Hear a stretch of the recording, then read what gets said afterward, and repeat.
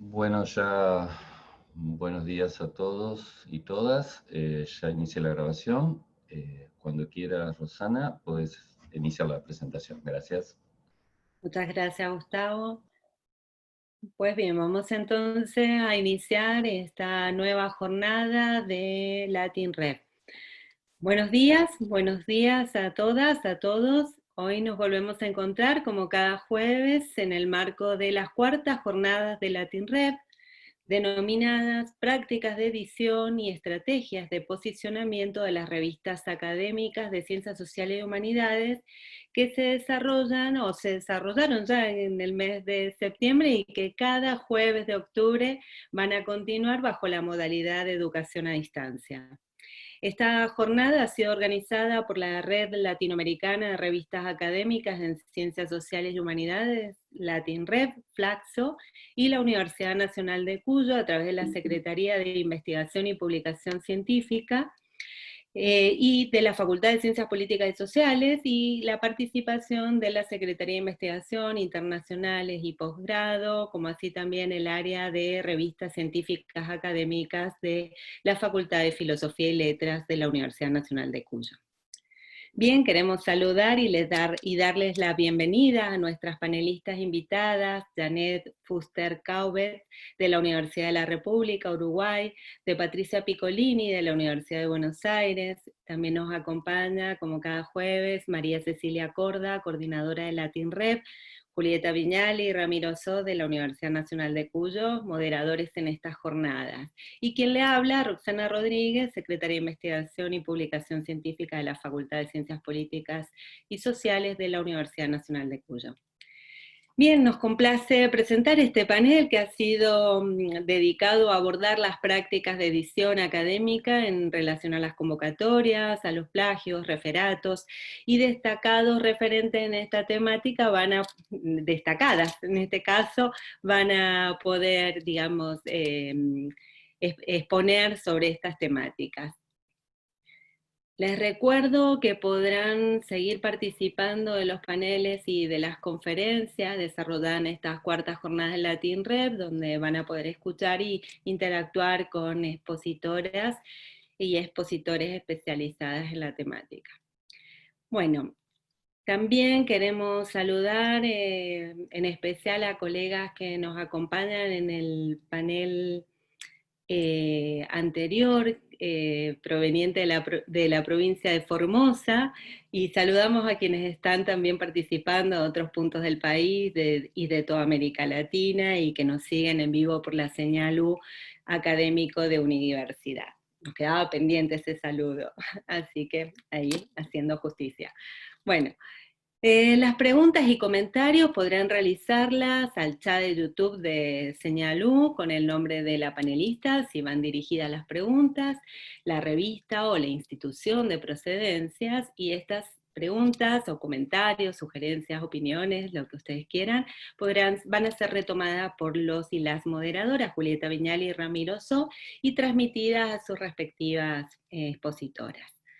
Pues bien, entonces vamos a dar inicio a esta segunda instancia del panel de prácticas de edición académica en relación a convocatorias, plagios y referatos, y vamos a comenzar presentando a Janet Fuster-Caubet, de la licenciada en bibliotecología, disculpe, profesora de educación media en la especialidad de literatura, magíster en ciencias humanas, en la opción del lenguaje, cultura y sociedad, integra el equipo editorial de la revista Informatio, de la Facultad de Información y Comunicación, UDELAR, y la comisión directiva de la Asociación Uruguaya de Revistas Académicas, AURA, en calidad de secretaria. Pues bien, escuchamos entonces a Janet Fuster-Caubet, de la Universidad de la República, con su ponencia titulada Éticas en las publicaciones científicas, la posición del editor ante la apertura del conocimiento. Bueno, muchas gracias por la presentación, Rosana. Y bueno, en primer lugar quería felicitar al equipo a Flaxo y en particular al equipo de Latin Rep y también a quienes participaron en la organización de este evento desde la Universidad Nacional de Cuyo. muy agradecida además por la invitación, y bueno, espero honrar este lugar. Las ponencias que han venido desarrollándose los jueves han sido realmente muy buenas, y bueno, espero poder contribuir yo también desde mi lugar con algún otro aspecto para problematizar la situación de las revistas y ver cómo los equipos editoriales pueden profesionalizar sus trabajos.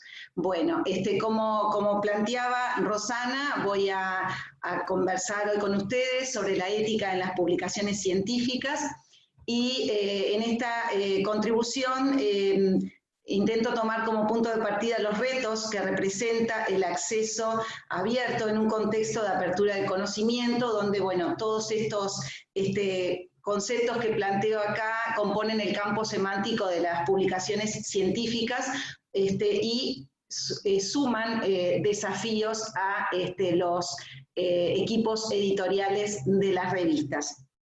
El crecimiento que actualmente se constata en el número de artículos que se publican está relacionado con las cada vez mayores exigencias que se imponen a los investigadores en los ámbitos académicos para que produzcan y publiquen. Esto, si bien favorece una mayor comunicación de la ciencia, también suma una serie de dificultades provocadas por la necesidad de publicar incesantemente. Obviamente que esto conlleva un nuevo escenario que trae aparejados oportunidades, pero también riesgos para los equipos editoriales ante la avalancha de contribuciones que de pronto pueden afectar la calidad de las producciones científicas. En ese desafío entonces que tienen los equipos editoriales, se instala la necesidad de revisar los criterios para evaluar la calidad de las producciones científicas. Y en este contexto la evaluación por pares se constituye como una manera de validar y de aceptar o no el conocimiento que ha sido difundido. El proceso de evaluación de los artículos se ha transformado en este contexto en clave porque da garantías a las revistas en relación con la calidad de lo que se publica, y también a los lectores acerca de los productos que se ofrecen para la lectura, los cuales en muchos casos son punto de partida hacia nuevas investigaciones.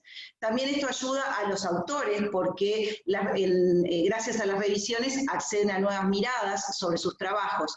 Si los árbitros realizan su tarea de forma adecuada, brindarán a los autores posibilidades de mejora para sus trabajos, y a su vez también permitirá focalizar en la práctica de la escritura, porque de esta manera de pronto también pueden los lectores acceder a los contenidos de forma clara y sin ambigüedades, así como también los evaluadores apuntan a valorar la especificidad disciplinar que aborda ese artículo y su contribución en términos de información relevante para la comunidad académica a la que obedece, o el perfil temático que tiene la comunidad científica relacionada con la revista, ¿no?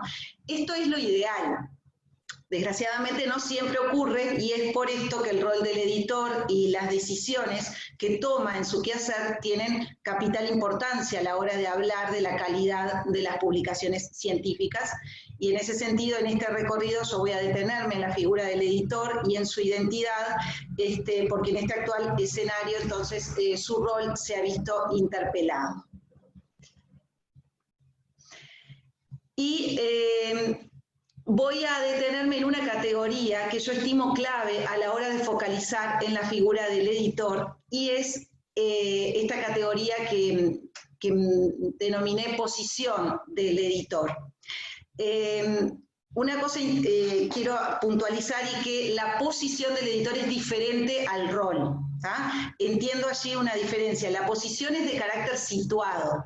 Se construye y deviene como fruto del trabajo y de las decisiones que se van tomando a partir del desempeño. En tal sentido podemos decir que las posiciones orientan el ejercicio del rol. En la construcción de una determinada posición juegan distintas dimensiones. Bueno, por un lado el contexto, ¿verdad? El contexto en donde se sitúa esa revista, el entorno, el perfil temático, y también una estructura discursiva que afecta y condiciona el quehacer. también quiero detenerme acá en qué entiendo por lo discursivo. Yo entiendo lo discursivo no como lo meramente lingüístico, sino como la práctica que articula y organiza la participación social. Desde ese punto me gustaría trabajar o conversar con ustedes el tema de la posición. A diferencia del rol, que es más estereotipado, más estable, la posición es provisoria, refiere a momentos, a situaciones puntuales sobre las que es necesario tomar decisiones, y es propio de cada uno. La posición es propia de cada uno, a diferencia del rol, que refiere a un conjunto de actividades que se espera que alguien haga por ocupar un determinado cargo, y por lo tanto es común a todos los que ocupan ese cargo. Aclaro además que no me refiero a la posición sobre un determinado tema, sino a la respuesta que nosotros damos a partir de nuestra acción. Es ahí donde yo sitúo la categoría de posición. Para explicarme un poco más, no sería la postura que el editor puede tener, por ejemplo, sobre la ética, sino cómo aplica a las decisiones que va tomando en la revista esa posición, ya sea en relación con los artículos publicados, con la constatación de plagio, con la evidencia del fraccionamiento de una investigación en distintas publicaciones, con la elección de los evaluadores, o el seguimiento que tiene que realizar sobre el trabajo que realizan en los artículos que se le confían para evaluar. En este sentido, entonces, las posiciones están en diálogo, ¿verdad?, con todo este contexto que les acabo de mencionar, y son obviamente situadas. Situadas porque, como decía, obedecen a una situación puntual, ¿tá? Y bueno, tienen como resultado obviamente la acción, es decir, dar respuesta. A su vez, esas posiciones no son extrapolables a otras situaciones, se van construyendo ad hoc. De pronto sí pueden servir como guía para una toma de decisiones futuras, ¿no? El concepto de posiciones es desarrollado por los autores postmarxistas Ernesto Laclau y Chantal Mouffe con relación a la posición del sujeto político. Ellos lo trabajan en relación con la posición del sujeto político. Es desde esa conceptualización que luego es recuperada por Miriam Sadwell y Alejandro Basiliades para referir a la posición docente. Es desde ahí, desde esta conceptualización, que yo lo tomo y lo aplico a la tarea del editor. A la hora de hablar de posiciones, tanto en el caso de Laclau y Mouffe como en el caso de Sadwell y Basiliades, ellos plantean el concepto de articulación. La articulación vendría a establecer una imbricación entre elementos de tal forma que la identidad de esos elementos se ve modificada al establecerse en vínculo con los otros. Y bueno, esto es lo que pasa cuando tomamos posición, ¿verdad?, sobre un determinado tema. Todos los aspectos que se toman en consideración se van modificando al ponerse en diálogos unos con otros. Una cosa interesante es que las posiciones, bueno, emergen a partir de prácticas cotidianas y se van construyendo en relación con los otros, ¿verdad? En ese sentido hay como un componente social importante a tener en cuenta a la hora de hablar de posiciones. Y otra de las cosas importantes es mencionar que las posiciones yo las entiendo en plural, porque no sería la posición, sino más bien las posiciones que el editor va tomando de acuerdo a las situaciones por las cuales va atravesando. Y me interesa esto también, destacar que esas posiciones que asume conllevan una implicación, ¿tá? Y por eso en este recorrido yo voy a aplicar el concepto de posiciones a las posiciones, valga la redundancia, que asume el editor, y a las consecuencias éticas que esto puede tener sobre su actividad. La confiabilidad de una revista obviamente está dada por una multiplicidad de factores que por razones de tiempo no vamos hoy a detenernos en ellos, pero sí la evaluación de los artículos tiene mucho que ver a la hora de hablar de la calidad de los trabajos, y existen distintas formas de revisión por pares, de revisión, perdón, y por razones de tiempo yo voy a detenerme hoy en una que es la revisión de doble ciego.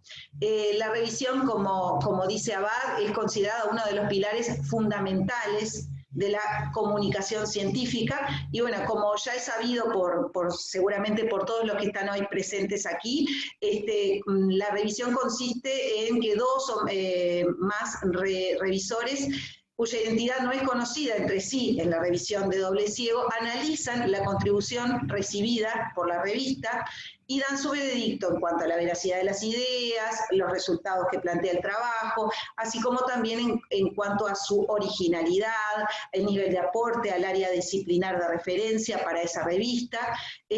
Obviamente que los revisores tienen que tener un excelente conocimiento sobre el tema, rigor académico y científico, estar actualizados y también ser responsables con el cumplimiento de los plazos que se le plantean a la hora de desarrollar la evaluación, ¿no? Y bueno, todo eso es lo que la hace ser uno de los pilares fundamentales de la comunicación científica. Idealmente ese proceso de revisión por pares, en lo ideal es una evaluación imparcial, justa, del mérito científico y de la credibilidad del estudio.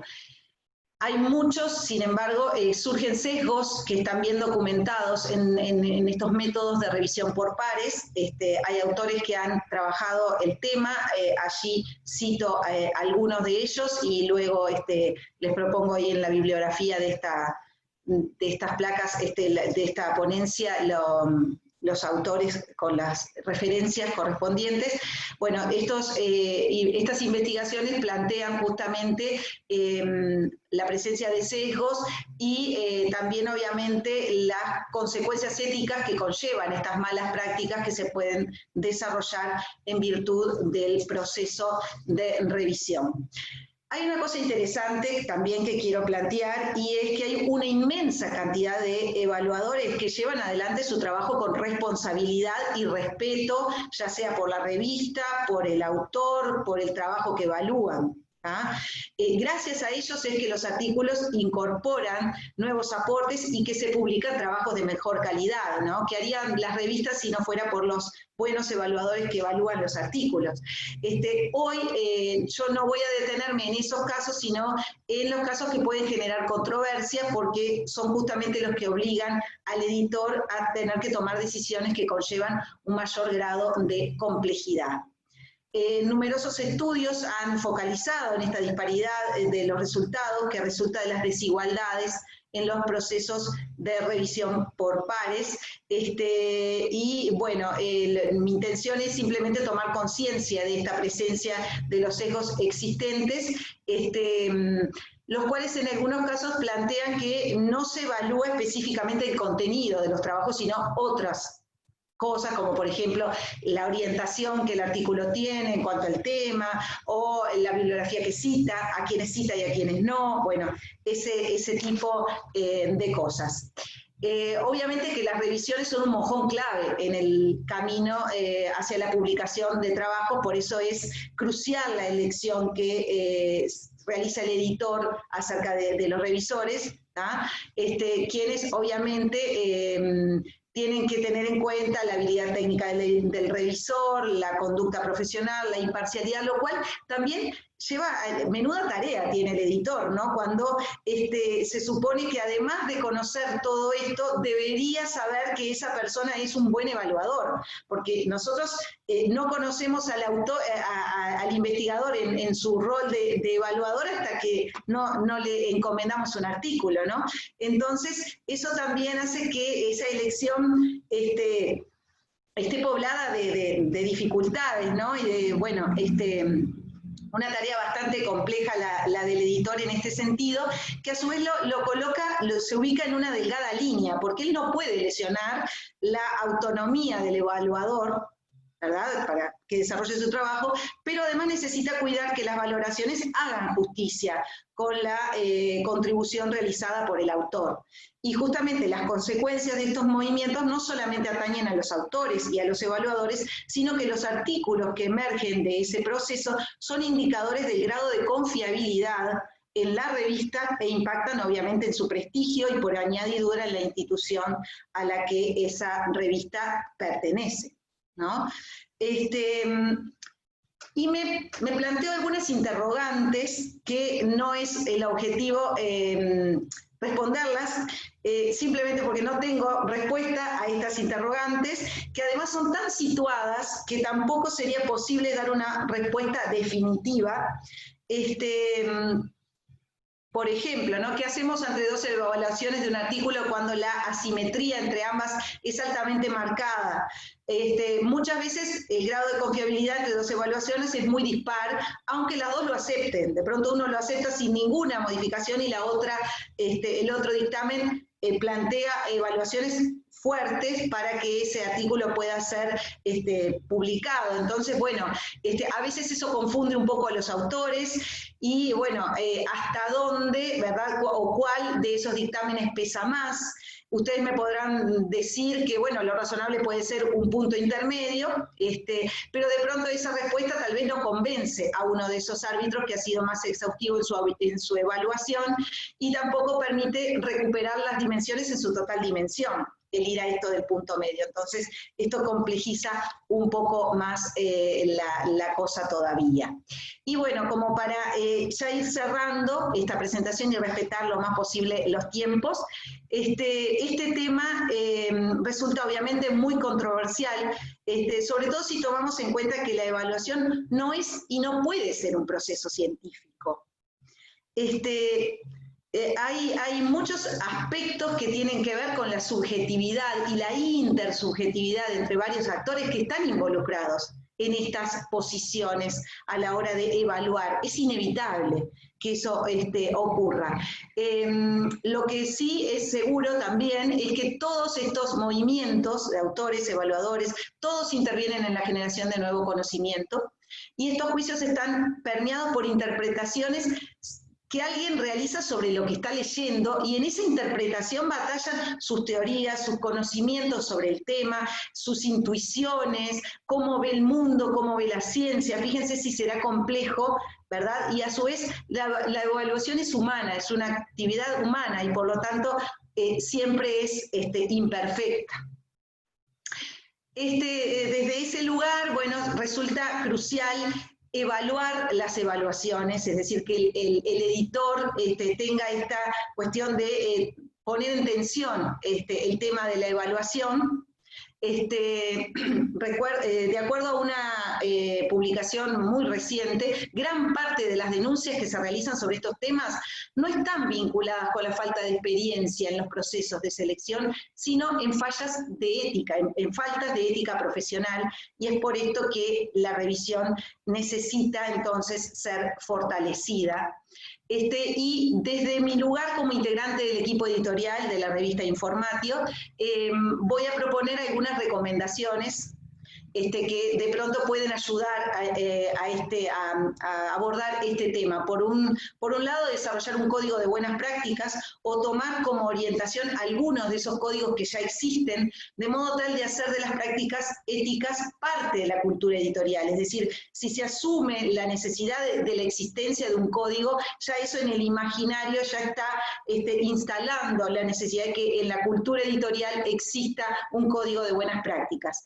Y en el caso uruguayo, concretamente, como decía hoy Rosana cuando me presentó, yo integro la comisión directiva de la Asociación Uruguaya de Revistas Académicas, AURA, y en la reunión de cierre del ejercicio 2019 de la asociación se aprobó la elaboración de un código de ética de las revistas que integran la asociación, obviamente adaptado a nuestra realidad. Se aprobó la elaboración, es decir, que esta idea nace recién a iniciativa de varios editores, y en esa instancia se formó una comisión con interesados en trabajar en el tema. Actualmente nos encontramos elaborando un borrador que permita iniciar las discusiones que se encaminen hacia la futura elaboración de este código, que seguro le va a hacer muy bien a las revistas, y no solamente a las revistas uruguayas, sino que, bueno, va a dar un paso más en esto de no solamente el texto en sí mismo, sino la discusión que va a promover la elaboración de ese código al ser justamente construido entre varios actores. Otra de esas recomendaciones bueno, es construir una estructura que permita identificar evaluadores que no demuestren profesionalismo en su tarea, manteniendo una base de datos de revisores adecuados, actualizarla en función del rendimiento de los mismos. Por ejemplo, acá cito la base que sugiere COPE en su código de ética, que de pronto puede servir para que los equipos editoriales la tomen como puntapié. Otra cosa interesante, y ya estoy terminando, ver a las revistas como espacios de formación. La necesidad de dar discusión sobre estos temas en las revistas que pertenecen a los ámbitos de enseñanza. Acá estamos asistiendo a un evento donde se involucran muchas revistas que pertenecen a universidades. Esas revistas, obviamente, pertenecen a ámbitos de enseñanza. Entonces tienen, ya desde ese contexto compartido, la potencialidad de ser espacios de formación. Y esta beta la deberíamos atender más, y me incluyo como integrante de un equipo editorial, deberíamos atender más esta beta de integrar espacios de enseñanza, porque la tensión que produce el cumplimiento de los deberes académicos, de producir, tomando en cuenta a veces más lo cuantitativo, ¿verdad?, y la cantidad de artículos que las personas producen, debería reflexionar, ser promotor de un espacio de reflexión. Los tiempos con que muchas veces contamos para publicar en estos países latinoamericanos donde no tenemos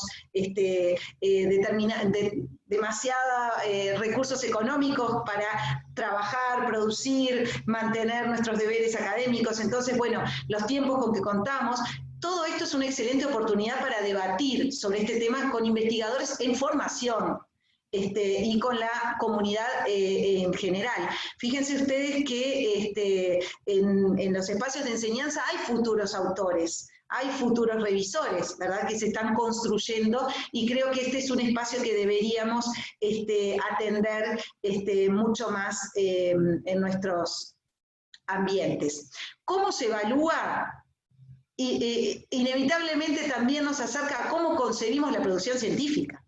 De la misma manera que los docentes, cómo evaluamos es cómo concebimos el proceso de enseñanza. Bueno, cómo se evalúa también responde a cómo concebimos la producción científica. La evaluación es necesaria, es relevante y es performativa, en el sentido que transforma la realidad. Una evaluación transforma la realidad, porque certifica la naturaleza, el alcance del estado de cosas de lo evaluado, y provoca cambios en eso que está siendo evaluado, ¿no? Autoriza o no a que algo pueda ser publicado. Fíjense el valor que tiene la evaluación, ¿no? Hay muchos trabajos que quedan en el camino, y todos los integrantes de equipos editoriales lo sabemos. Debido a eso, los criterios de evaluación permean sobre la práctica misma de la producción de los artículos, ¿no? El tema de que la forma en cómo se evalúa se entrelaza con cómo concebimos la producción científica afecta no solo a los temas a tratar, sino también a la práctica de la escritura, al hacernos tomar conciencia de la necesidad de comunicar el conocimiento de forma clara y rigurosa. Y bueno, para cerrar del todo, en un escenario ideal, esta tríada, autor, editor, evaluador, debería orientarse hacia un mismo propósito, que es la calidad en las publicaciones científicas. Establecer líneas de acción que nos acerquen a esta meta es posible, e instancias como las que hoy nos convocan, estas jornadas de la TINREV, son un campo fértil para conseguir este propósito. Así que nuevamente muchas gracias por haberme dado este espacio. Muchas gracias a vos, Janet, por tu exposición maravillosa en torno de los aportes de la ética en la publicación científica, el trabajo editorial, y en particular respecto al trabajo con los revisores, ¿no? Y esa articulación muy interesante que acabas de plantear entre la docencia, la investigación y la edición o el trabajo de publicación. Bueno, vamos ahora a escuchar y vamos a presentar previamente a Patricia Piccolini, editora especializada en edición de libros académicos y de divulgación. Desde el año 1992 enseña edición en la Universidad de Buenos Aires y desde marzo de este año se desempeña como subsecretaria de Innovación y Calidad Educativa en la misma universidad. En el 2019 publicó en Fondo de Cultura Económica de México De la idea al libro, un manual para la gestión de proyectos editoriales. Su ponencia ha sido titulada Vigilar y castigar, una política de alcance limitado para evitar los plagios y autoplagios en las publicaciones académicas. ¿Te escuchamos, Patricia? Muchas gracias, Rosana. Muchas gracias al equipo organizador por la invitación. Voy a tratar de compartir la pantalla. Me dicen si se ve lo que quiero mostrar.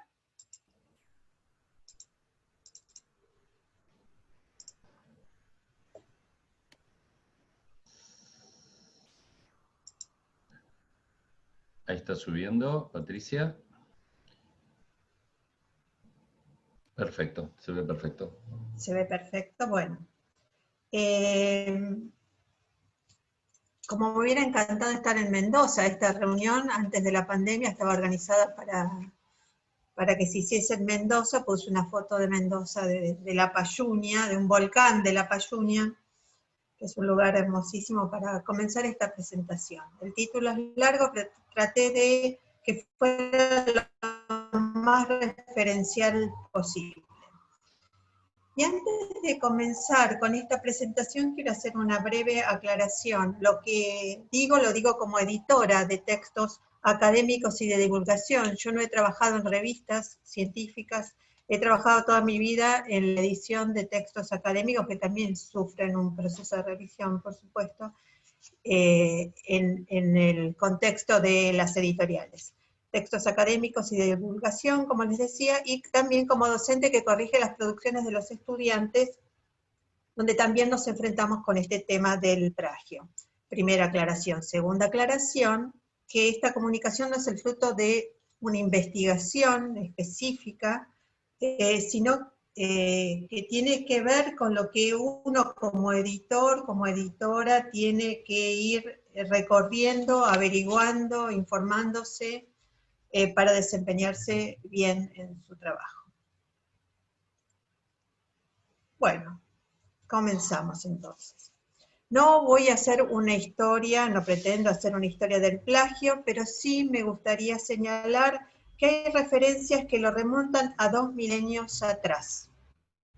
Varios epigramas del poeta latino Marcial, del primer siglo de nuestra era, hacen referencia al plagio y específicamente a un plagiario fidentino que recita como propios. Recitar era una manera de publicar en esa época, recita como propios versos de Marcial.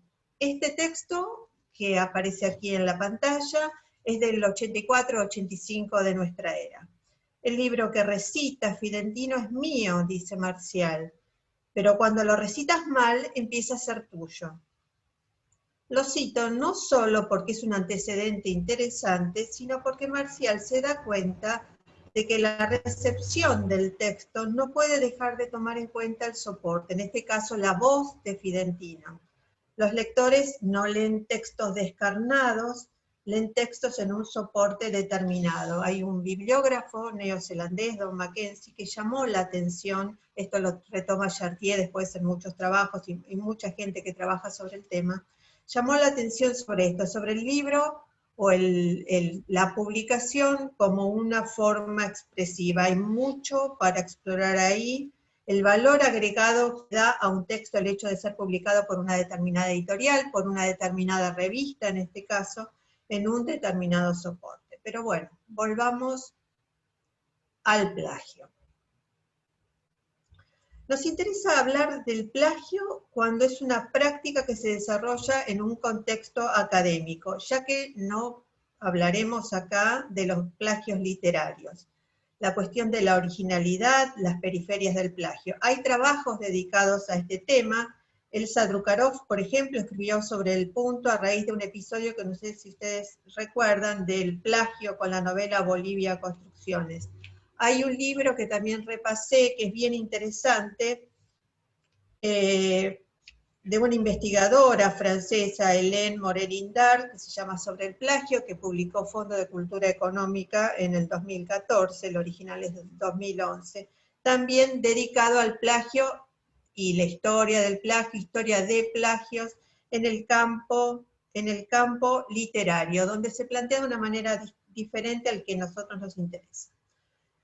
Bueno, dejando entonces esto de lado y ocupándonos solamente del plagio que se desarrolla en un contexto de práctica académica, podemos calificar el plagio como una práctica deshonesta porque se apropia del trabajo de otro.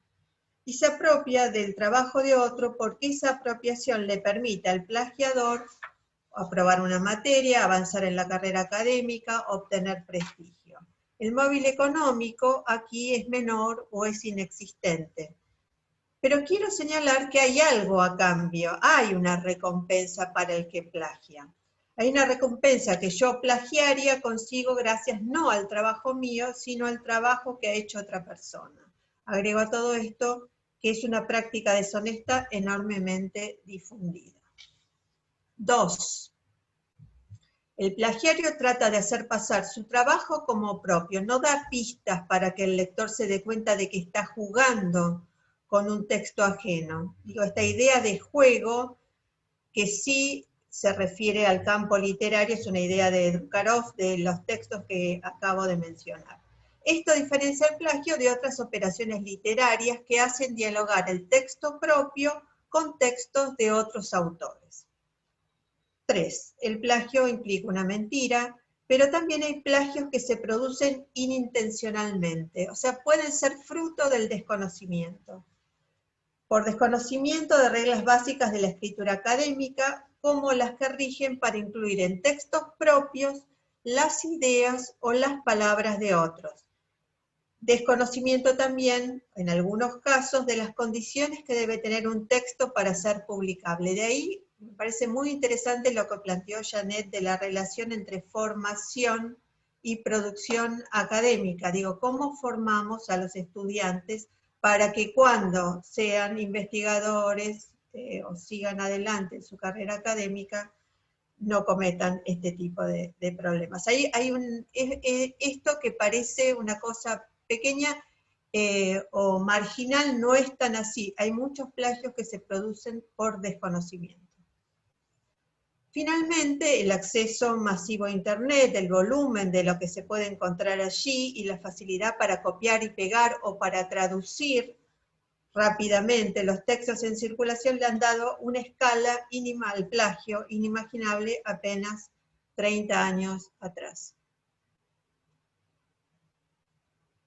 Bueno, entonces, para sintetizar, podemos decir que en el medio académico hablamos de plagio cuando una persona reproduce como propios ideas, textos u otros dispositivos de transmisión de la información, puede ser tablas, gráficos, esquemas, cuya autoría no le pertenece. Reproducir como propio significa reproducir sin citar la fuente, sin mencionar la publicación original, ni a su autor. Vamos a ver que bajo el rótulo de plagio se presentan distintos casos. Por ejemplo, lo que se reproduce pueden ser ideas expresadas por otra persona, formuladas por otra persona, aunque no haya una copia textual de las palabras de la publicación original. Lo que se reproduce, esta otra posibilidad, son pasajes más o menos extensos elaborados por otra persona, o incluso el texto completo, ¿sí? Hay casos en que lo que se plagia no son párrafos, pasajes, sino el texto completo. Otra forma es cuando, que también es plagio, cuando se reproducen los datos obtenidos en una investigación llevada a cabo por una persona, otra persona u otro equipo.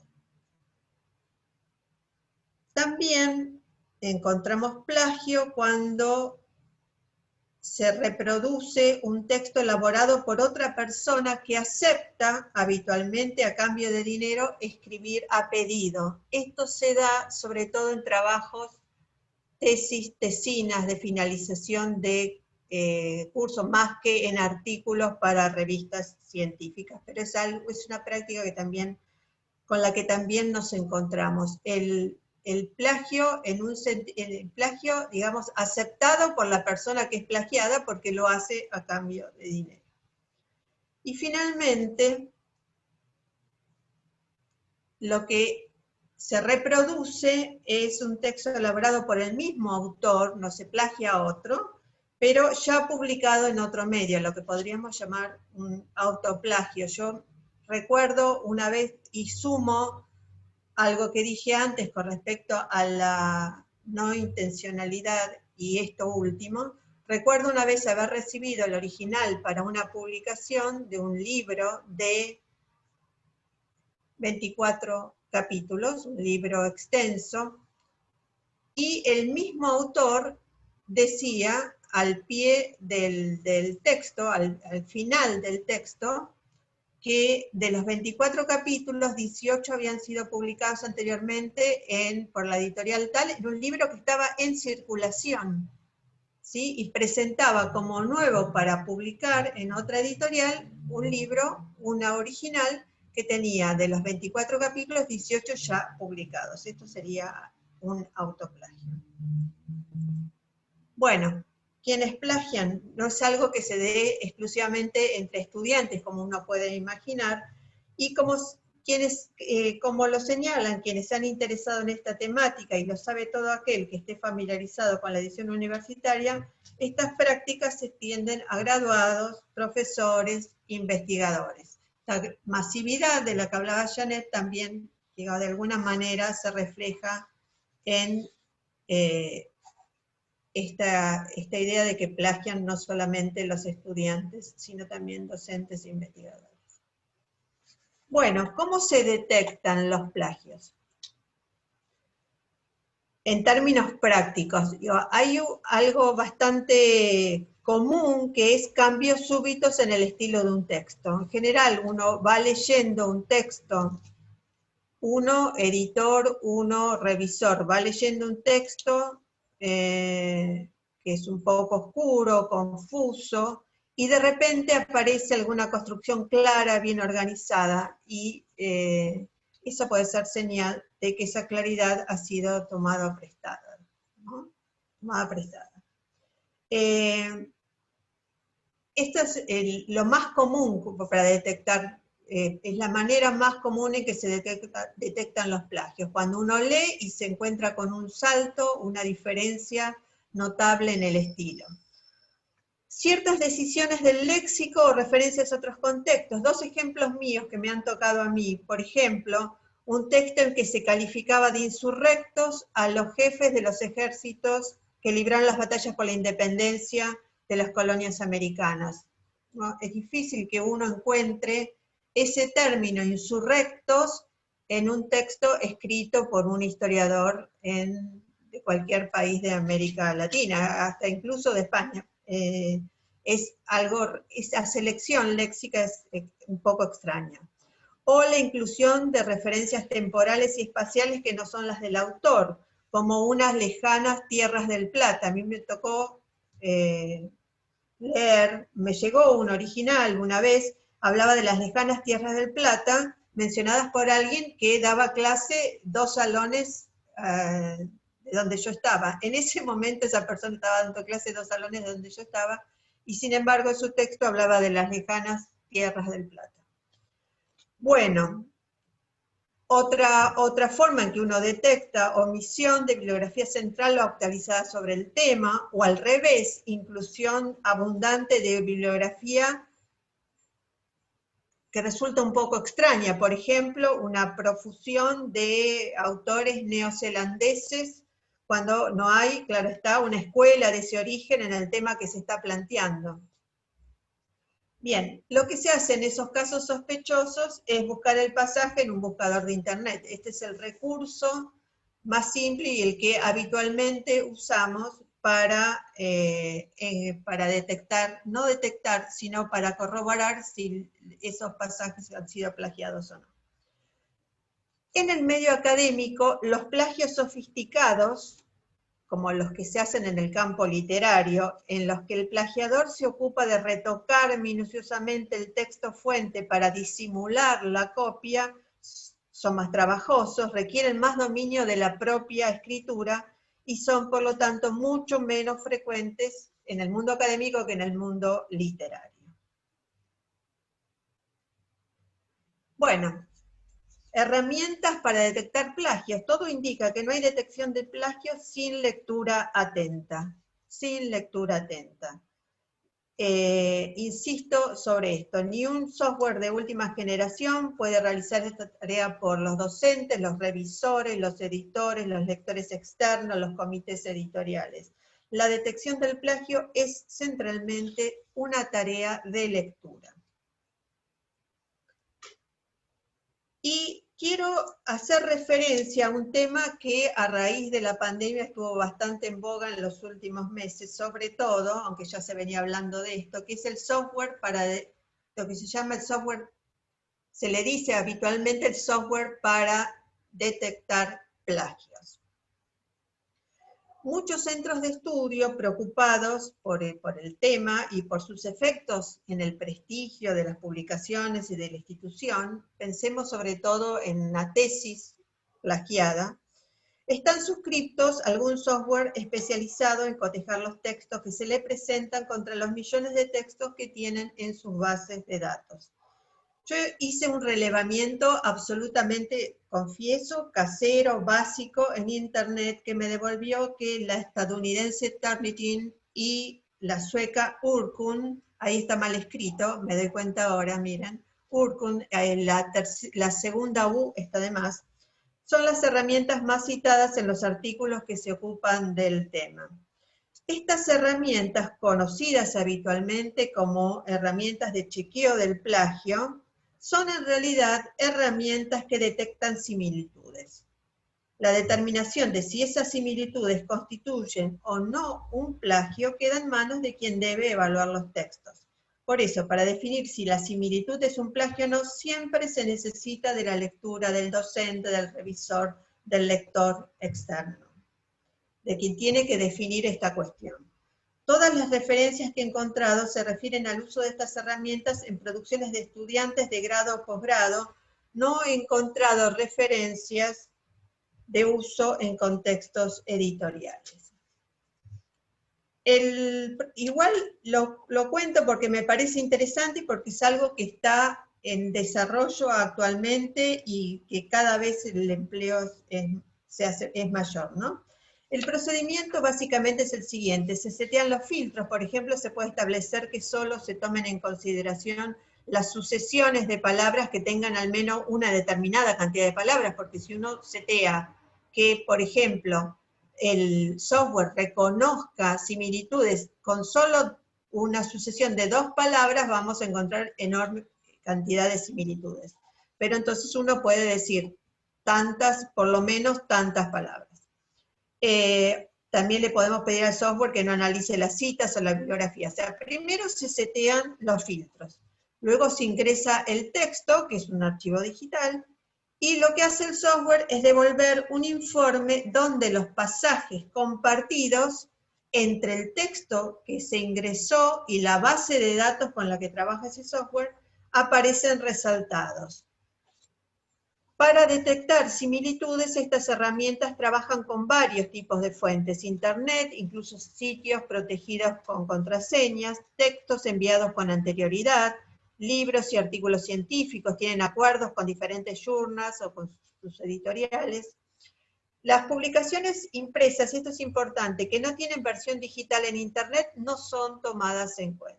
Tampoco son consideradas las tablas, las fórmulas matemáticas, los programas de computación y las imágenes. Sobre eso no da información no dan información estas herramientas. El informe identifica las publicaciones en donde se encontraron esos pasajes repetidos, o sea, resalta el pasaje y dice dónde está ese pasaje, dónde encontró ese pasaje, más allá ese pasaje que es similar al del texto que uno sometió a la revisión, excepto si son trabajos de estudiantes para los cuales remite a la universidad correspondiente. Y también todas estas herramientas ofrecen una suerte de índice general de similitud con colores para decir en líneas generales si ese texto que uno ha ingresado con respecto a la base de datos con las que trabaja el software tiene muchos parecidos, menos, apenas, pocos, muchos, lo que fuera. El docente debe determinar luego si esas similitudes suponen o no un plagio, porque el informe no determina si el autor del trabajo ha incurrido en plagio. El software lo que hace es detectar las similitudes. Para dar un ejemplo extremo, las similitudes pueden deberse a que el software no reconoció las citas textuales, por ejemplo.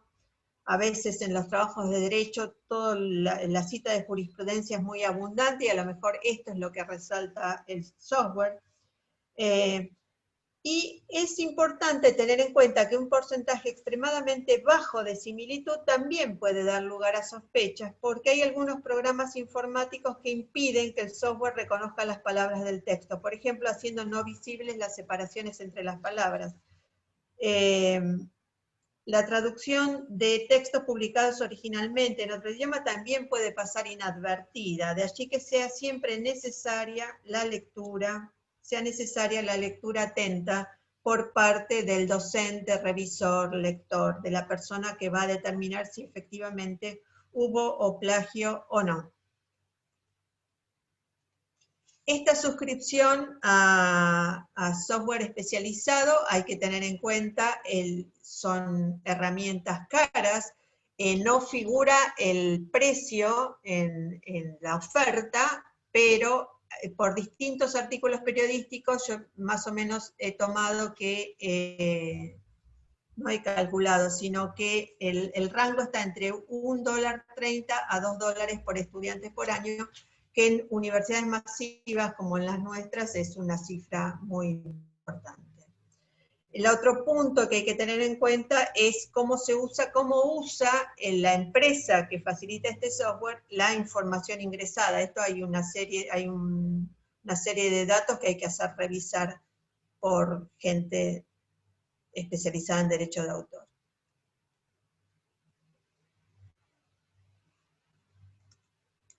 Bueno, esto con respecto a la idea de poder suscribirse a un software de este tipo, ¿no? Pero con respecto, hay otra cosa que a mí me parece más interesante y vuelvo a esta conexión con la formación. Dos cuestiones a tener en cuenta si uno está suscripto, ¿no? El hecho no es simplemente un software que se instala en las computadoras de los revisores, lectores, editores, sino que la universidad tiene que establecer, universidad, centro de investigación, lo que fuera, un montón de cuestiones acerca del acceso, del alcance, de cómo se va a comunicar esto, de qué tipo de textos van a pasar por el software, cómo se van a archivar las devoluciones que hace el software, cómo se va a capacitar a los docentes para usarlo, cómo se va a integrar al campus, si se va a integrar al campus. Pero más allá de eso que tiene que ver con la cuestión administrativa y que no es poca cosa, digamos, me interesa ver el tema de las cuestiones éticas y pedagógicas que supone el uso de un software de este tipo.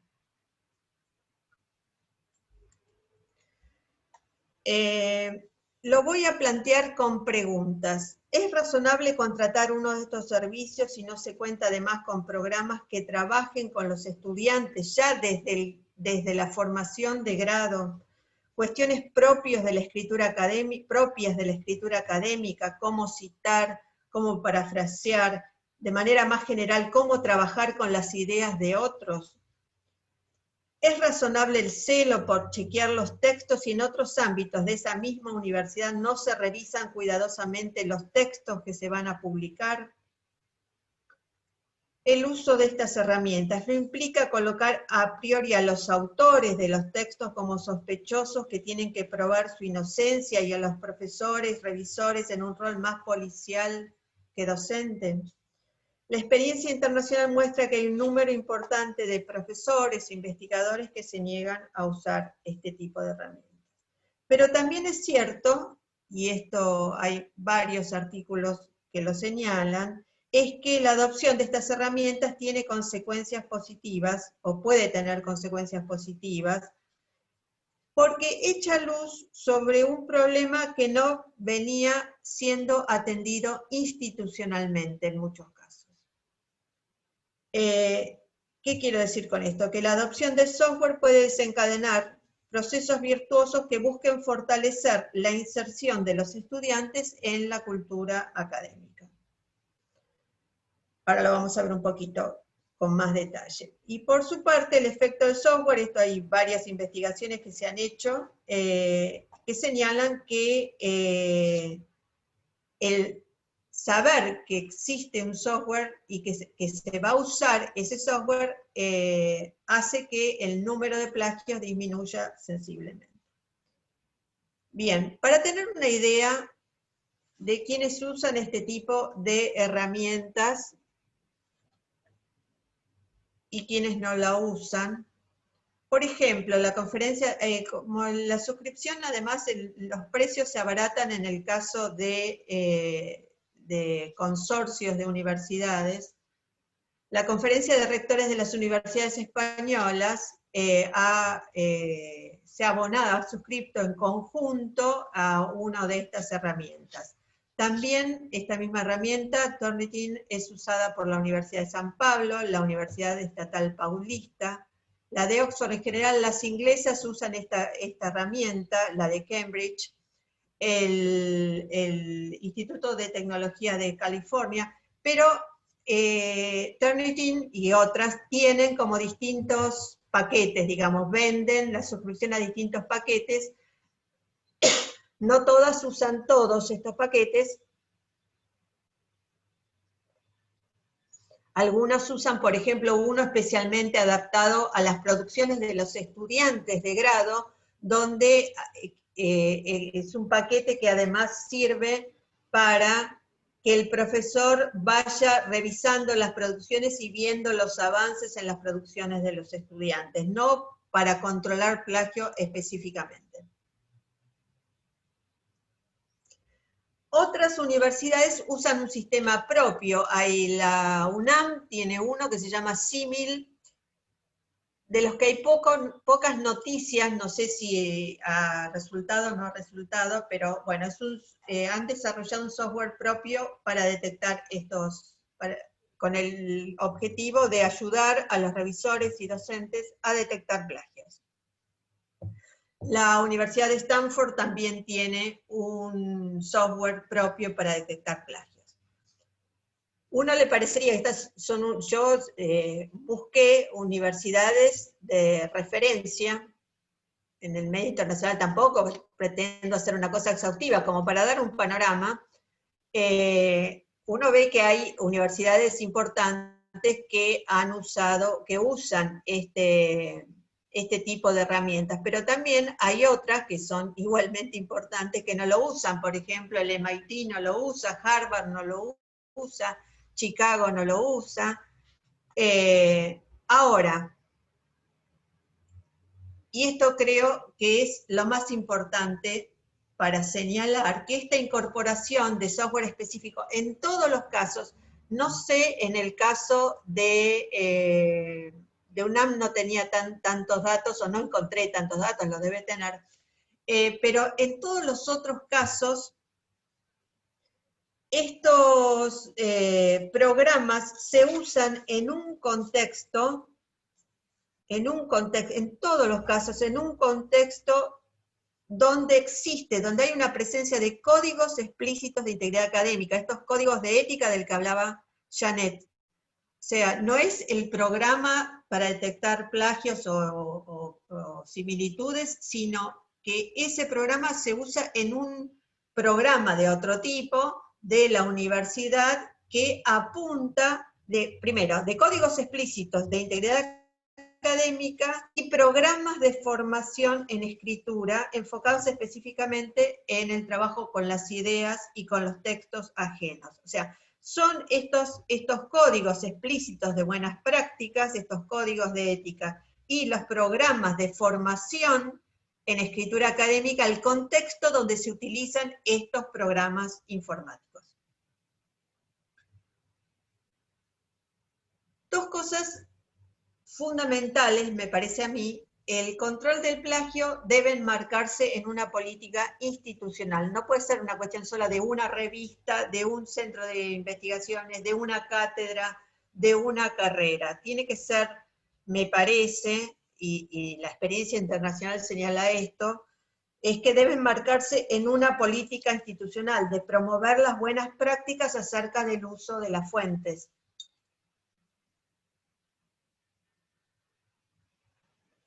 Entonces, normas de conducta explícitas y compartidas y acciones de formación en escritura académica parecen ser los marcos necesarios para cualquier estrategia a mediano y largo plazo que se proponga evitar las prácticas fraudulentas.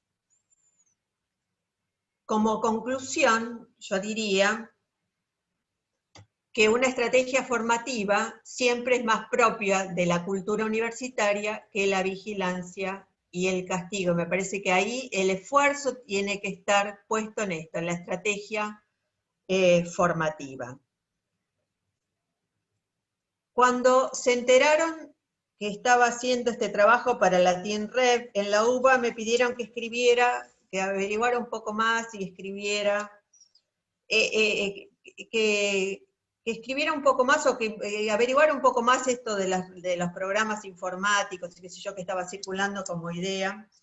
Entonces hay un texto que acá está la URL, pero más fácil si ustedes ponen CITEP. CITEP es el Centro de Innovación en Tecnología y Pedagogía de la Universidad de Buenos Aires. Ponen CITEP más plagio, les aparece este artículo donde yo hago un detalle mayor de cada una de estas herramientas y del uso de estas herramientas. Y también cito la fuente de este PowerPoint, porque es lo que corresponde hacer a cambio de usar libremente la plantilla, ya que estamos hablando de plagio. Las fotos de la Payunia son mías, así que no cito nada, no tengo que acreditar a nadie. Vayan a la Payunia, que es un lugar hermoso. Muchas gracias. Muchas gracias, Patricia. Muchas gracias, Janet y Patricia, por sus excelentes exposiciones, enfocadas en el caso de Janet en la posición de la editora, sus implicancias éticas en la publicación, en la necesidad de generar buenas prácticas y el trabajo de formación de editores, editoras respecto de las bases, también respecto del trabajo con los revisores y generar instancias de evaluación a los y las revisoras y construir necesariamente bases de datos de los y las revisoras. Bueno, en el caso de Patricia, que nos sorprende con esta historia del plagio, las prácticas académicas muy difundidas de plagio, autoplagio, de cómo se detecta el plagio y cómo se corrobora la importancia de la lectura en esta tarea, ¿no? Los software para ello y las cuestiones éticas en el uso de las herramientas antiplagio y, por supuesto, finalmente, las reflexiones sobre las prácticas pedagógicas que esta tarea involucra. Bueno, entonces vamos a dar inicio al intercambio de preguntas y respuestas. Es a cargo de Julieta Viñale y Ramiro So, quienes tendrán a cargo la tarea de moderar el intercambio. Pero antes quiero mandar algunos saludos a quienes nos están acompañando desde distintas partes de América Latina, desde México, nos acompañan desde Costa Rica, Guadalajara, Colombia, Quito, Mato Grosso, Brasil, Nicaragua, Cali, Perú, Cuba, Chile, Barquisimeto, Venezuela, Querétaro, Venezuela, y desde ciudades del país, Mendoza, Bahía Blanca, Córdoba, Buenos Aires, Rosario, Río Gallego, Ushuaia, Santiago del Estero, La Plata, Tartagal, Salta, Misiones, y nos saludan también de algunas revistas, Santander, revista VEG de Mendoza, y de la Facultad de Filosofía y Letras de la Universidad Nacional de Cuyo. Pues bien, dejo entonces en manos de mis compañeras y compañeros el intercambio y la ronda de preguntas y respuestas. Gracias, Rosana. Bueno, agradecemos como siempre en cada encuentro la participación de las revistas académicas y científicas, de todos los equipos que se han unido hoy a escuchar estas jornadas. Saludo a Janet desde aquí, a Janet Fuster de la Universidad de la República. También agradecemos tu exposición acerca de la ética y la posición de los editores respecto al referato. Bueno, y atendiendo todas estas cuestiones que nos comentabas de los sesgos, subjetividades del proceso editorial, la necesidad de ese trabajo profesionalizado en busca de una mejor calidad de nuestras publicaciones, y bueno, buscando iniciativas como las que contabas que están surgiendo en Uruguay. También saludo a Patricia Piccolini de la Universidad de Buenos Aires, que a través de su experiencia como editora y formadora editorial en revistas académicas y divulgativas, siempre sabe representar el proceso que implica el trabajo editorial, y que bueno, hoy nos acerca esta política de evitar plagios, poniendo énfasis también en la tarea central de la lectura atenta que comentabas. Bueno, aquí Ramiro ya nos ha empezado a enviar algunas preguntas que vienen del chat de los participantes, las participantes del otro lado de la pantalla. Vamos a comenzar con algunas preguntas. Bueno, hay preguntas para ambas panelistas, para Janet y para Patricia. Hay algunas dirigidas y otras que quizás pueden ser generales, y las invito a levantar la mano, a pedir la palabra y a generar el diálogo entre ambas, entre Rosana, Cecilia, Ramiro, también si quieren sumarse. Nadia Deronensian consulta si Janet, ¿podrías compartir alguna lista puntual de criterios de evaluación? Bien, en realidad las listas de criterios de evaluación son bastante situadas, responden a, si bien tienen constantes que se mantienen de un artículo, de una revista a la otra, también tienen variantes que obedecen en algunos casos al perfil de las revistas. Entonces, como que una lista así, sin vincularla con una revista puntual no tendría, podría plantear algunos criterios de evaluación, por ejemplo, si el artículo cumple el propósito, si el tema está de acuerdo con el perfil de la revista, la bibliografía actualizada. Esos son aspectos que se toman en cuenta a la hora de desarrollar una evaluación, si el estilo es acorde, la terminología, si representa una contribución al campo, si el procedimiento metodológico de ese artículo ha sido adecuado, es decir, si cada una de las partes que componen la estructura canónica del artículo están en diálogo también, ¿verdad? Si el propósito está relacionado con el marco teórico y con la actualidad de la bibliografía, bueno, un poco por ahí.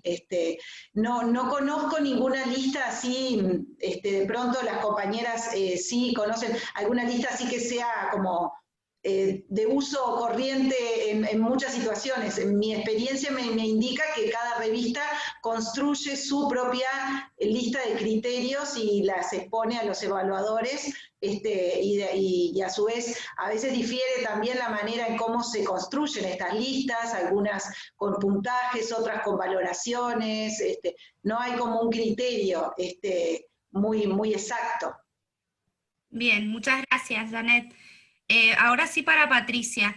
Rodolfo Falta Soto dice, como en la labor docente es importante el diálogo y el acompañamiento de otros colegas para la reflexión, ¿se podría hacer una práctica en el rol de evaluador y editor?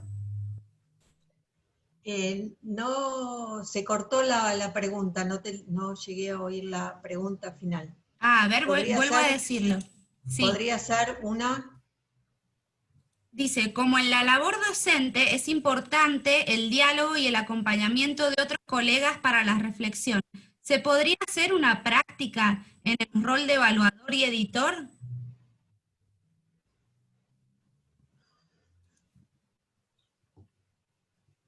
Se podría hacer una práctica, no sé si la persona que pregunta esto quiere decir dónde se aprende a ser evaluador o editor, o la necesidad del diálogo entre evaluador y editor.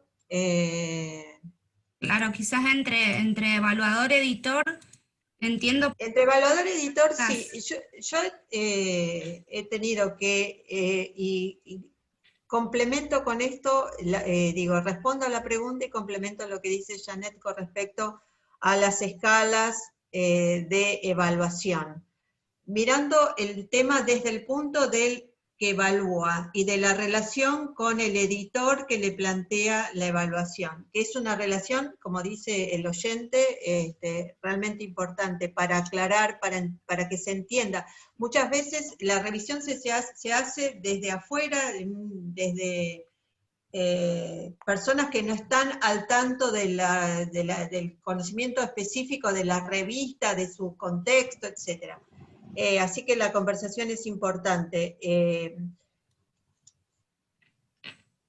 Apuntando a lo que decía Janet con respecto a las escalas de revisión, yo me he encontrado muchas veces con escalas donde por detallar lo que hay que detallar, que no es que esté mal detallar los distintos aspectos, las distintas dimensiones que se tienen que evaluar. Digo, una cuestión es la originalidad, el aporte que hace la disciplina, esa contribución, otra cosa es cómo se dirige a los lectores, la claridad, etc. Digo, tiene muchas dimensiones.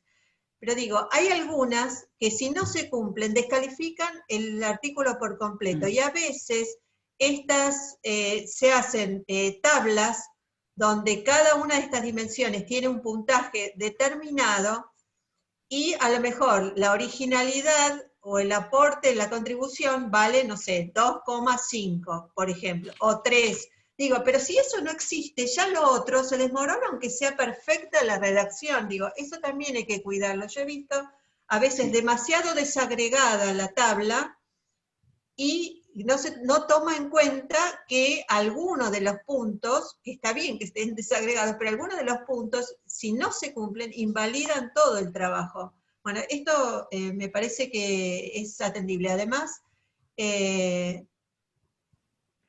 cuando se desagrega tanto, uno pierde de vista la contribución global que hace ese artículo al campo del conocimiento específico. Entonces, a veces nos pasamos de rosca los editores por orientar la lectura del revisor. Sería para esto, ¿no? Orientar la lectura del revisor, es decir, fíjese en esto, fíjese en esto, fíjese en esto. Pero a veces nos pasamos de rosca y queda desnaturalizado el trabajo de revisión.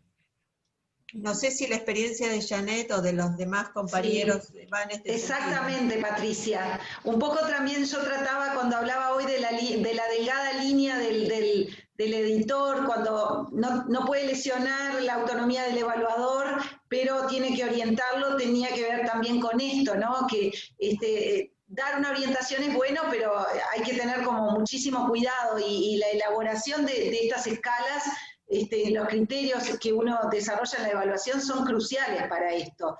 Y tener diálogo con el evaluador en ese sentido es sumamente importante. Coincido plenamente con lo que decís, y es cierto, ¿no? El formulario de evaluación no es un formulario más, tiene aspectos clave, y ahí batallan como muchas cuestiones que tienen que ver con la expertise del evaluador, pero también con su modalidad de interpretar.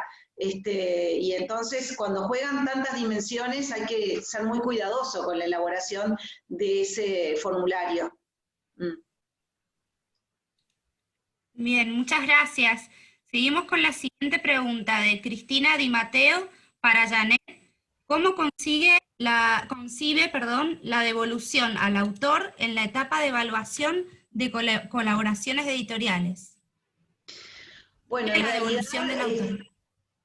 Bien, Puedo plantearlo desde mi experiencia, de pronto capaz que esta también es una pregunta que puede responder Patricia u otros compañeros que están en el panel, porque creo que es una experiencia como bastante situada en relación al trabajo que cada uno hacemos. En el caso puntual de la revista Informatio, lo que nosotros hacemos es informar al autor cuando tenemos las dos evaluaciones, es decir, no le mandamos por goteo las evaluaciones, sino que enviamos las dos evaluaciones, y si una de ellas acepta el artículo y el otro no, vamos a una tercera ronda, a un nuevo evaluador que oficia como de desempate, y en ese caso lentecemos el envío al autor y le enviamos luego las tres, no solo las que indiquen que fue aceptado, sino también si hubo una que no lo hizo, también se le envía para que tenga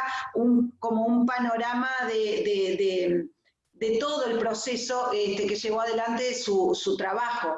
Y bueno, lo que hacemos es comunicarnos directamente con él y en algunos casos se ha dado un intercambio con esos autores, y bueno, y también nos ha pasado de tener que tener un intercambio con algún evaluador por alguna cosa que no se comprende del todo en cuanto al informe de evaluación. Es decir, eso de evaluar la evaluación que va también en el sentido de que de darle claridad a la evaluación, tanto que la entienda el equipo editorial, pero también que la llegada al autor sea de la forma más clara posible respecto a lo que ese evaluador plantea, ¿no? Porque en eso también está el juego el prestigio de la revista, ¿no? En el tipo de formularios que disponibiliza a los autores. Sin ánimo de que, digo, no es la intención modificar la evaluación, sino darle claridad si hubiera algún aspecto que no se entendía del todo. Pero lo que hacemos nosotros es eso, enviar todas las evaluaciones juntas cuando termina el proceso de evaluación de ese artículo. Patricia, ¿quisieras agregar algo más? No, porque no tengo experiencia como editora de revistas. Sí tengo muchísima experiencia en la evaluación de originales de libros, que se hace de una manera donde también hay lectura, donde también hay informes externos, pero se hace de una manera diferente a como se hace en las revistas científicas. No es necesariamente un referato, porque hay que ver si hay que tomar en cuenta otras cuestiones. Entonces, digo, el tema me interesa y puedo hablar de eso, pero me parece que nos correríamos del tema de este encuentro, ¿no? Bien, muchas gracias. Bien.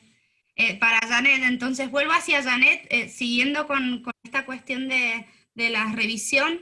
Pregunta a Rafoso Pomar cómo se hace la selección de los revisores. Y bueno, dice que se tiene en cuenta para esto y pregunta si es un trabajo pago.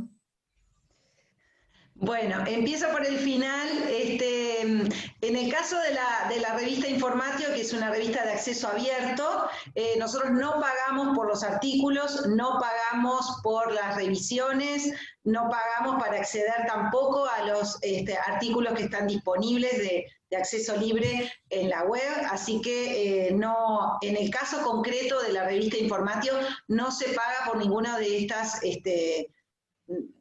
dimensiones que tiene el proceso editorial. Y bueno, y con respecto a cómo se elige, bueno, en primer lugar, ese evaluador es un autor, porque uno el acercamiento que se tiene hacia ese evaluador es porque previamente hubo lecturas que hicimos de trabajo que él realiza, ¿verdad? Los investigadores publican y desde ese lugar son conocidos. Entonces, se trata de autores que evidentemente están muy vinculados con el tema que se desarrolla en la revista, en el artículo que ha llegado.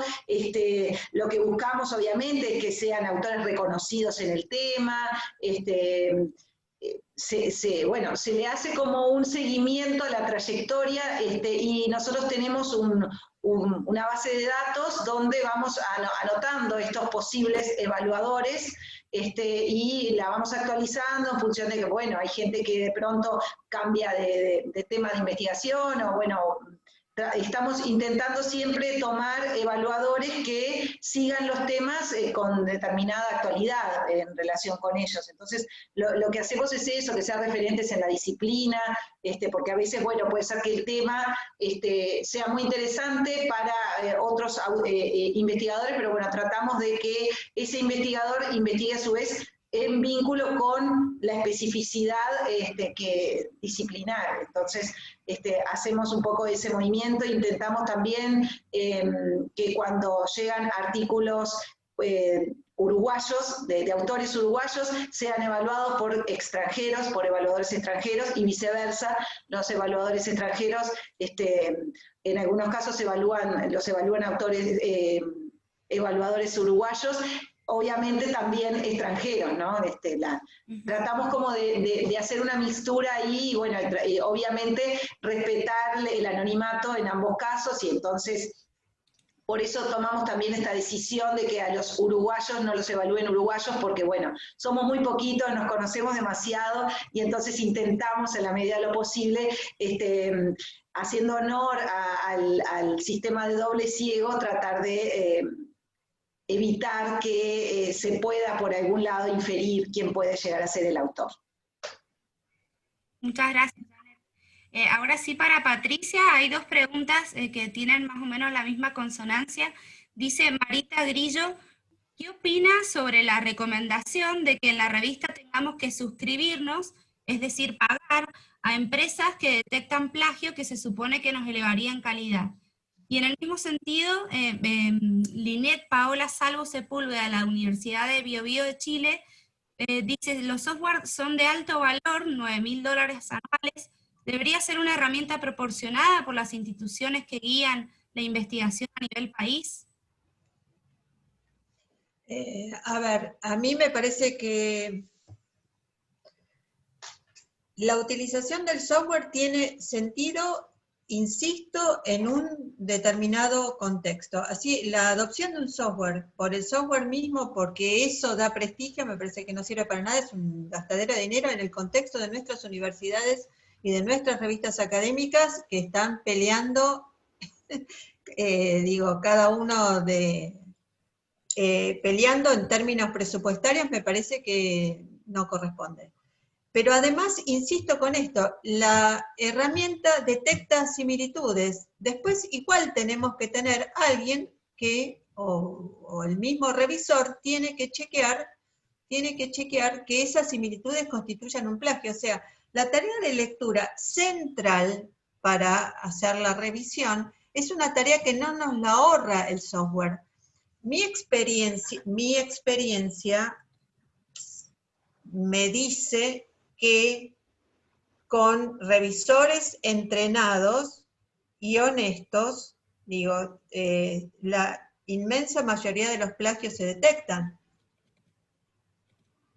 Hay que poner en la balanza, vale la tranquilidad que da tener la herramienta,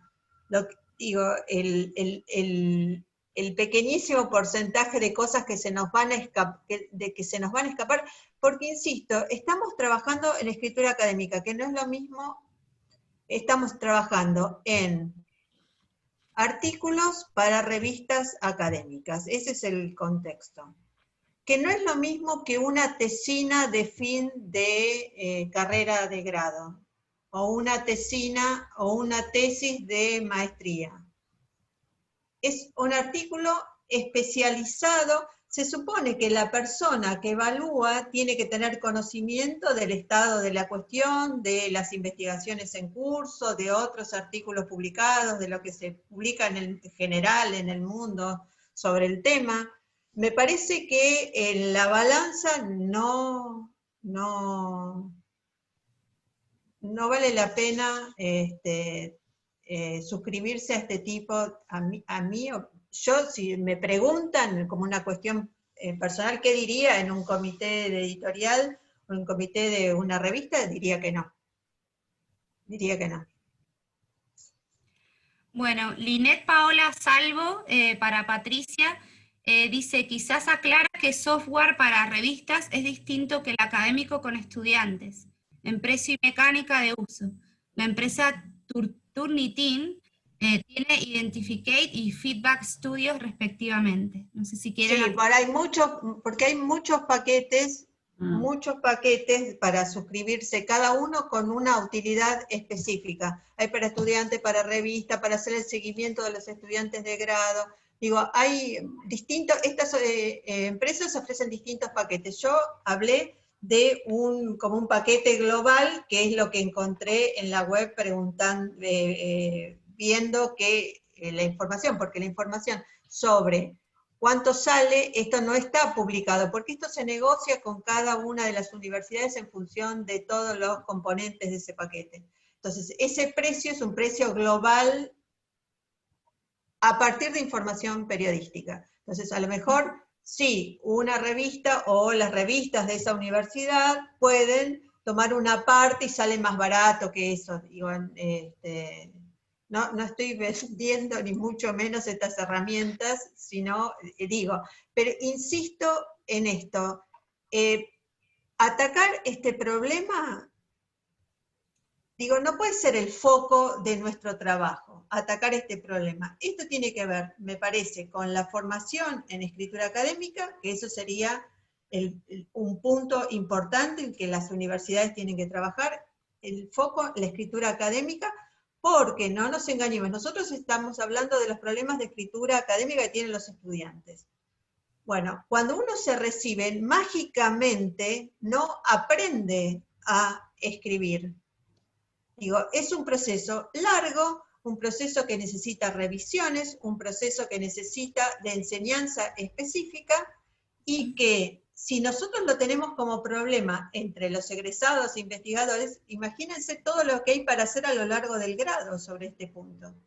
Entonces, me parece que lo de la herramienta yo lo conté porque es una cosa novedosa, porque mucha gente dice, ahora tenemos esto y nos ayuda para detectar plagio. Me parece que el foco tiene que estar puesto en otro lado, en estas reglas compartidas de integridad académica por un lado, y trabajadas a nivel institucional por un lado, y la formación en escritura académica por el otro. Me parece que esos son los dos focos en los que hay que trabajar, porque si pensamos en que la herramienta nos va a aliviar de esos dos trabajos fundamentales, no es cierto, no es cierto. La herramienta nos puede facilitar algo que nosotros tendríamos que hacer googleando simplemente. ¿Cuánto más nos puede dar la herramienta? Bueno, un poco más, pero ¿se justifica gastar ese dinero en estos contextos? ¿Se justifica gastar este dinero si no tenemos un programa de formación en escritura académica? Este es el punto, cuando hablemos de dinero pensemos esto, ¿se justifica este dinero si no tenemos un programa de escritura académica? Si no nos pusimos a hacer un decálogo de buenas prácticas académicas, aunque sea provisorio, borrador. Me parece que es una cuestión de foco, el foco hay que ponerlo ahí. El problema del plagio existe, es absolutamente generalizado, incluso en el medio académico. Se diferencia del plagio literario porque los plagiadores no tienen las herramientas de escritura para disimular el plagio como tienen sí el plagio en el ámbito literario. Entonces, salta más fácil el plagio en el ámbito académico que el plagio en el ámbito literario. Por eso si se justifica o no. Si nosotros tuviéramos las cosas resueltas, un programa fuerte de formación en escritura académica, si tuviéramos códigos de integridad académica compartidos, uno puede decir, bueno, nos vendría bien una herramienta. Ahora, pensar en la herramienta primero me parece no tiene mucho sentido.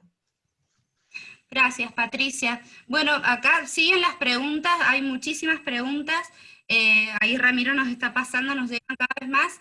Hay varias preguntas acerca de plagio que por ahí, si querés, podés volver a retomar, Patricia, la palabra. Sumamos a Janet, Cecilia, si querés también sumarte. Nos dice Sharon Rodríguez Brenes desde la UNA de Costa Rica, ¿cuál sería la recomendación al comunicar a las y los autores sobre las coincidencias que podría devenir de plagio? Por otro lado, Ángela María Urrea Cuellar, de revista Psicoespacios, dice, ¿cuál sería el porcentaje de aceptación de similitud textual? Y por otro lado, Sandra Raquel López, de Mesa Voces, dice, cuando hay sospecha de plagio, ¿cuál es el procedimiento que desde su experiencia sugieren hacer? Allí hay varias para responder. No sé si Nos quieren podemos que... repartir con Janet, porque Janet tiene experiencia en trabajar en revistas científicas. Me gustaría responder a la segunda de las preguntas. ¿Me la recordás, Julieta? Sí, ¿cuál sería el porcentaje de aceptación de similitud textual? Bueno, eso depende. A ver, depende de esa similitud, a qué se debe esa similitud. Si la similitud es que hay muchísimas citas de otros autores y a lo mejor no se identificaron como citas, es una cosa. Ahora, si hay párrafos enteros tomados de otros artículos, es una cosa diferente. Por eso no se puede hablar específicamente de porcentaje, ¿no? Digo, con que se plagie un párrafo entero y no se diga de qué autor es, eso ya es un plagio y descalifica. Digo, no, porque sea el 5% del texto plagiado, uno lo va a aceptar porque es un porcentaje bajo, ¿sí? Y además tiene que ver con, insisto, con esto de la similitud, ¿a qué se debe? Digo, pensemos en otro escenario. Se da muchas veces en el ámbito académico una escritura que consiste en una sucesión de citas identificadas como citas, o sea, no plagiadas, con las comillas o el formato tipográfico correspondiente para que se identifiquen como citas y el nombre del autor y la publicación. Y el aporte que hace el autor de la recopilación de citas es prácticamente nulo. Bueno, ahí no hay plagio, ahí se citó como corresponden todas las citas, todos los textos de otros, pero sin embargo, esa recopilación, uno puede decir, ¿qué aporta esa recopilación? Digo, por eso la palabra mágica acá es, como siempre, depende. Depende. Dejo a Janet las otras dos porque tienen que ver con la gestión de la revista académica. Ahora, bien, gracias Patricia. Ahora te voy a pedir, Julieta, que me las recuerdes, pero antes de eso, la verdad que escuchando a Patricia, excelente lo que estás planteando. Yo creo que todo esto interpela muchísimo a los espacios de formación, ¿no? El tema del respeto por las voces ajenas a la hora de componer los textos. Y el respeto por las voces ajenas no es solamente poner las comillas, como recién decía Patricia, poner las comillas, poner el nombre del autor, la fecha, hacer la referencia bibliográfica. El respeto por las voces ajenas es también entender qué sentido tiene escribir un texto académico. Un texto académico tiene sentido si yo tengo algo para decir. Si lo que voy a decir ya estuvo dicho en prácticamente su totalidad, no estaría encontrando un espacio para enunciar mi voz. Entonces, habría que ver ahí si en realidad a eso le podemos llamar texto académico, por más que tenga todas las citas bien documentadas, ¿no? Entonces, esto problematiza más el tema del plagio y lo hace más situado, eso que decía recién Patricia, del depende, ¿no? Depende de la calidad, de la cantidad, de la oportunidad de haber usado o no el texto de otro y cómo se hizo. Entonces, las respuestas a estas preguntas son tan difíciles de dar sin un contexto que un poco genera dificultades a la hora de responder, porque capaz que no damos la respuesta exactamente acertada porque no tenemos la información de contexto a la que refiere la persona que pregunta. Bien, Julieta, contame cuáles eran las preguntas. Sí, volvemos y ya para cerrar, que ya se ha hecho largo el intercambio de preguntas, sabemos que hay muchísimas preguntas que bueno, se pueden retomar en otro formato quizás. Bueno, repito, Janet, las dos que habíamos leído. Dice, ¿cuál sería la recomendación al comunicar a las y los autores sobre las coincidencias que podría devenir de plagio? Y por otro lado, cuando hay sospecha de plagio, ¿cuál es el procedimiento que desde su experiencia sugieren hacer?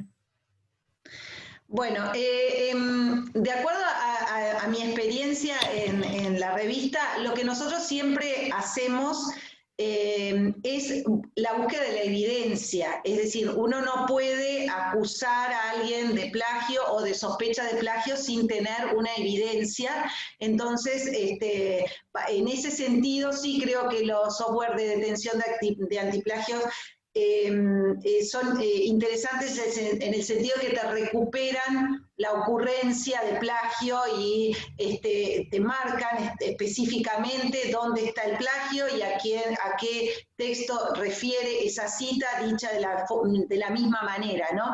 Entonces, lo que nosotros hacemos cuando encontramos estas evidencias es plantearlas en esos términos a los autores, ¿verdad? Enviar la evidencia y simplemente eso, sin ningún otro cuestionamiento, porque bueno, la persona, digamos, ya está siendo acusada con el hecho de haberle enviado la evidencia, entonces lo que hacemos es, bueno, este artículo no va a poder ser publicado, pues el software antiplagio detectó, y bueno, y le enviamos el informe. En el caso de la revista Informática, nosotros usamos uno que compra la universidad, que compra la Facultad de Información y Comunicación, que es Compilatio, y bueno, y enviamos el informe que Compilatio devuelve, ¿no? Y bueno, lo de la sospecha, lo mismo. Hay que ser muy cuidadoso, porque también la sospecha en sí misma no sería un indicador de plagio. Habría que buscar allí una evidencia. Sin una prueba no sería como muy serio de parte de la revista decir, nos parece que acá hubo plagio, porque yo entiendo por sospecha algo así, ¿no? Entonces, manejamos el plagio cuando es algo que realmente podemos tener la evidencia para enviar al autor, no una sospecha. Porque sí, a veces pueden ser expresiones muy similares, un concepto que parecería, que se acerca, pero es tan difícil y a su vez es tan grave, tan serio acusar a alguien ¿verdad? Con esto y rechazar un artículo por esto que una sospecha no sería suficiente. Lo hacemos cuando realmente hay una evidencia constatada. Bien, bueno, muchas gracias, Jared. No sé si Patricia quisieras agregar algo más. No, que es muy incómodo, a mí me ha pasado de hacerlo con originales de libros, es una situación enormemente incómoda y como dice Janet, hay que tener evidencia muy concreta, uno no puede estar planteando que hay un plagio. Nada, para distender un poco, yo recuerdo una devolución que le hice a una autora que tenía párrafos plagiados, y se notaba claramente, y yo, la mala suerte que tuvo esta mujer, que yo había leído el libro del que había sacado pero así fue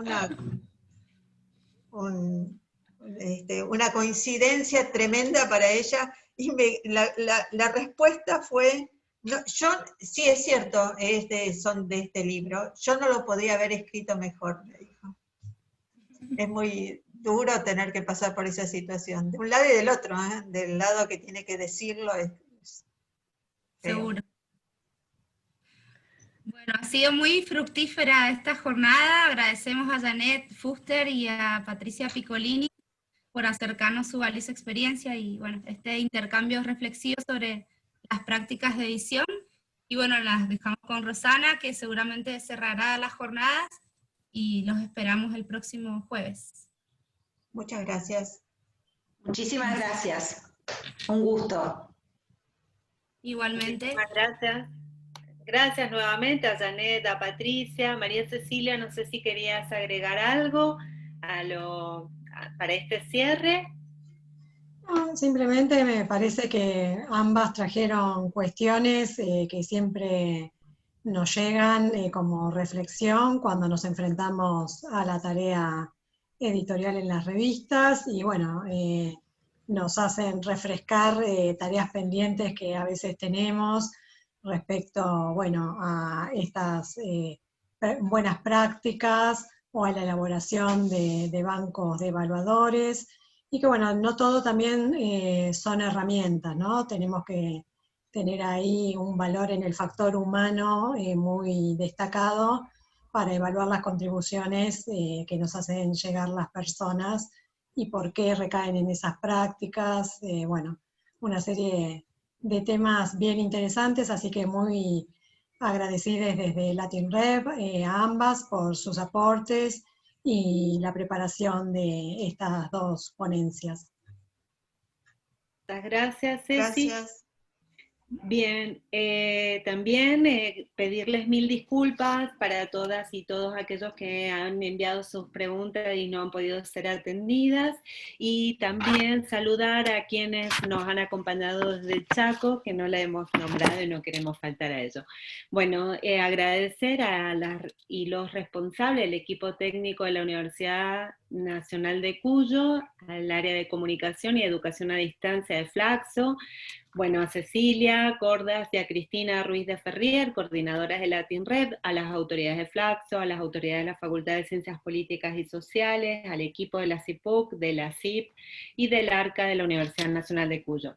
También queremos no dejar de invitarles, ¿no?, para el próximo 8 de octubre, el panel 2, dedicado a la indexación o indización, redes sociales, buscadores digitales, bibliográficos académicos, estrategias de la revista, y allí podrán escuchar las exposiciones de Horacio de Giorgi, de la Universidad Nacional de Cuyo, Carlos Autier, del CAICID, del CONICET, y Antonio Sánchez Pereira y Manuel Alejandro Flores Chávez, de la Universidad Autónoma de México.